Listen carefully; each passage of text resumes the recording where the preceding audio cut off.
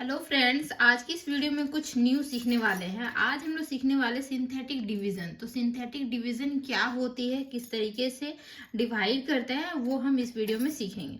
तो कुछ इस तरीके से एक एग्जांपल लिए हुए हैं। ये एग्जांपल दिया हुआ है, मान लेते हैं इसका power 4 minus 10x³ plus 8x² plus 12x plus 5। ये पूरा कंप्लीट इक्वेशन में दिया हुआ है। जैसे कंप्लीट इक्वेशन कैसे समझेंगे, तो देखिए सबसे पहले x का पावर 4 है तो उसके बाद 3 आना चाहिए, उसके बाद 2 आना चाहिए, उसके बाद 1 आना चाहिए, ठीक है। उसके बाद 0, x का पावर 0 मतलब वैल्यू 1 होता है, तो वो नहीं लिखा जाता है, ठीक है।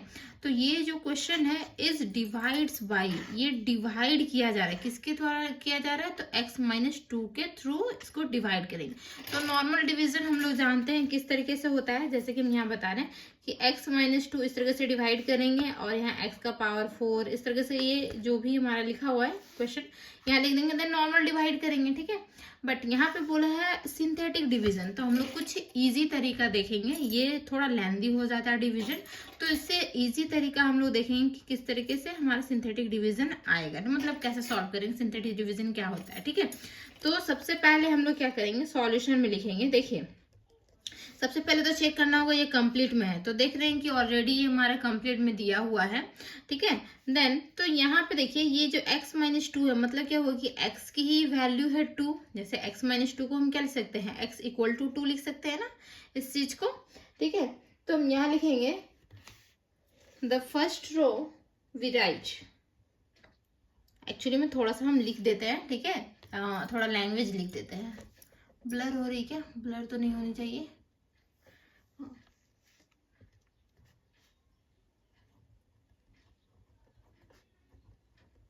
रो वी राइट क्या करेंगे,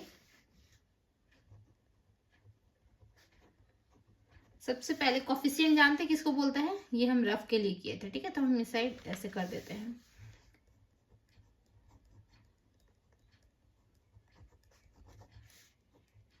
ऑफ द गिवन इक्वेशन, ये दिख रहा है ना आप लोग को, गिवन इक्वेशन। देखिए ये जो गिवन इक्वेशन है उसका कॉफिशिएंट लिखेंगे। कॉफिशिएंट मीन्स हो गया ये जो वेरिएबल है, वेरिएबल x हो गया यहाँ पे, ठीक है। तो x वेरिएबल को छोड़ के बाकी क्या करेंगे, हम लोग कॉफिशिएंट लिखेंगे। तो यहाँ पे जो कॉफिशिएंट है वो 1 है, यहाँ पे कॉफिशिएंट -10 है, यहाँ पे कॉफिशिएंट पॉजिटिव में 8 है, यहाँ पे कॉफिशिएंट 12 है और यहाँ पे कॉफिशिएंट जो है वो 5 है, ठीक है। उस चीज को लिखेंगे। तो यहाँ लिखना होगा, ये तरीका होता है लिखने का। जैसे हम यहाँ लिखे 1, ठीक है, फिर यहाँ लिखे -10, फिर पॉजिटिव में 8 है तो प्लस ना लिखेंगे, मतलब पॉजिटिव समझ आएंगे, 8 ही पॉजिटिव में है, फिर यहाँ पे 12 है और इस तरीके से 5 है, ठीक है। इसको डिवाइड करना है तो कुछ इस तरीके से हम लोग यहाँ पे इसको डिवाइड इस तरीके से बांट देंगे ऐसे, ठीक है, दिस वन। अब आई बात यहाँ पे कि x की वैल्यू देखिए 2 होगा यहाँ पे, ठीक है। तो जिससे डिवाइड करेंगे या डिवाइड्स बाई जिससे दिया गया रहेगा वो वाला टर्म हम लोग इधर लिखेंगे, दिस वन, इस साइड, ठीक है, लेफ्ट साइड। तो नॉर्मल दिख रहा है ना कि इस तरीके से हम लोग लिखते हैं, तो ये वाला लिख रहे हैं। तो यहाँ पे क्या करना है, वेरिएबल साथ में लिखते थे, नॉर्मल डिवीजन में होता है। तो सिंथेटिक डिवीजन में आपको वेरिएबल लिखने की जरूरत नहीं है, सिर्फ कॉफिशिएंट लिखे, जो भी इक्वेशन दिया हुआ उसका कॉफिशिएंट लिखे, बस कॉफिशिएंट लिख दिए, ठीक है। देन उसके बाद क्या करना है कि ये जो फर्स्ट टर्म है इसको एज इट इज जाने देना है, खाली छोड़ना है, ठीक है। और यहाँ पे देखिए 1 और यहाँ पे कुछ नहीं है, मतलब एडिंग करनी है, ठीक है। तो कुछ नहीं मतलब 0 है, बट 0 यहाँ ना लिख के हम लोग ऐसे डैश दे देते हैं, ठीक है। तो 1 और डैश मतलब क्या हुआ कि ये 1 हुआ, एडिंग करेंगे तो 1। अब इसको क्या करना है कि 1 मल्टीप्लाई करना है 2 के साथ, मतलब ये दोनों को मल्टीप्लाई करना है, ठीक।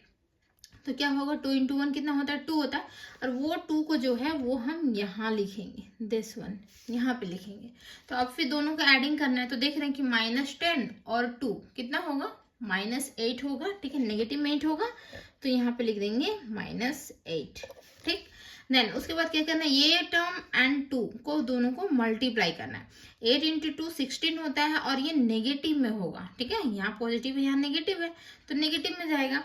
तो -16 हम कहाँ लिखेंगे, इसके नीचे, इस तरीके से -16 हो जाएगा, ठीक है। तो -16 देख रहे हो और 8 देख रहे हो, दोनों को एडिंग करेंगे तो कितना हो जाएगा, पॉजिटिव में 8 होगा हमारा, सॉरी नेगेटिव में 8 होगा ना, पॉजिटिव बोल रहे हैं क्योंकि नेगेटिव वाला बड़ा है और पॉजिटिव वाला छोटा है। दोनों को एडिंग करने के बाद कितना आ रहा है हमारा, नेगेटिव में 8 आ रहा है। तो नेगेटिव में फिर से हम 8 लिख देंगे यहाँ पे, फिर -8 जो है वो फिर 2 के साथ मल्टीप्लाई होगा, तो कितना होगा, फिर नेगेटिव में देखिए 16 ही आ रहा है, तो नेगेटिव में 16 हम यहाँ पे लिख देंगे इस तरीके से, नेगेटिव में 16, ठीक है। फिर दोनों को यहाँ पे देख रहे हैं एडिंग करेंगे, दोनों को एडिंग करेंगे तो क्या होगा, नेगेटिव में ही हमारा टर्म आएगा, क्योंकि पॉजिटिव 12 है और नेगेटिव जो है -16 है, मतलब क्या होगा, पॉजिटिव में 4 होगा, ठीक है। दोनों को एडिंग करने के बाद तो हम यहाँ पे लिखेंगे नेगेटिव में 4, ठीक। फिर अब -4 और 2 फिर से मल्टीप्लाई करेंगे, दोनों को मल्टीप्लाई कर देंगे, तो -4 × 2 कितना हो गया, -8, ठीक है। फिर दोनों को एडिंग कर देंगे, तो एडिंग करने के बाद नेगेटिव में ही हमारा आंसर आ रहा है, नेगेटिव में क्या होगा, -3। तो नॉर्मली देख रहे हैं ये जो है, ये जो निकल के आना, ये हमारा क्वेश्चन निकल के आया, ठीक है, question, not a question, question जो इस साइड रहता है, यहाँ पे जो साइड में रहता है, इस साइड राइट साइड में जो आता है वो टर्म हमारा ये आया। रिमाइंडर जो है, ये लास्ट वाला टर्म जो होता है वो रिमाइंडर होता है, ठीक है। तो ये हमारा रिमाइंडर निकल के आया, तो हम यहाँ पे लिख देंगे, एक्चुअली में सिंथेटिक डिवीजन में वही पूछता है, क्वेश्चन निकालने बोलेगा और रिमाइंडर पूछ देगा, ठीक है, बस 2 ही चीज निकालने बोलता है।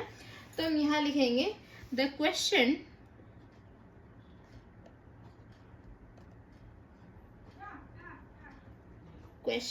इज, क्या होगा क्वेश्चन, तो देखिए हम लोग कैसे जानेंगे कि एक्स की फॉर्मेशन में लिखना होगा ना, क्वेश्चन भी एक्स की फॉर्मेशन में लिखना होगा। तो यहाँ पे देखिए ये जो 1 है, मतलब कि ये कोफिशिएंट है, तो कोफिशिएंट है एंड क्वेश्चन जो आएगी वो कहाँ से आएगी, तो जो पावर 4 है, मतलब यहाँ जो पावर रहेगा उससे एक पावर कम रहेगा, ठीक है। जैसे पावर 4 है तो यहाँ पे क्या हो जाएगा, पावर 3 में आ जाएगा, तो यहाँ पे आ जाएगा x3, और इसका कोफिशिएंट 1 है तो 1 लिखने का जरूरत है नहीं वैसे, ठीक है। उसके बाद आएगा क्या, नेगेटिव में 8, एंड इसके बाद क्या होगा, इससे पावर एक कम और हो जाएगा, x²। फिर यहाँ नेगेटिव में 8 है एंड इससे पावर एक कम हो जाएगा, मतलब x हो जाएगा, एंड फिर क्या है, नेगेटिव में 4 है तो ये हमारा 4 हो जाएगा, x का पावर 0 वो हम लोग लिखते नहीं है, ठीक है। तो ये हमारा हो गया क्वेश्चन, एंड रिमाइंडर जो हुआ, रिमाइंडर क्या हो गया, तो वो -3 हो गया, ओनली फॉर रिमाइंडर, ठीक है।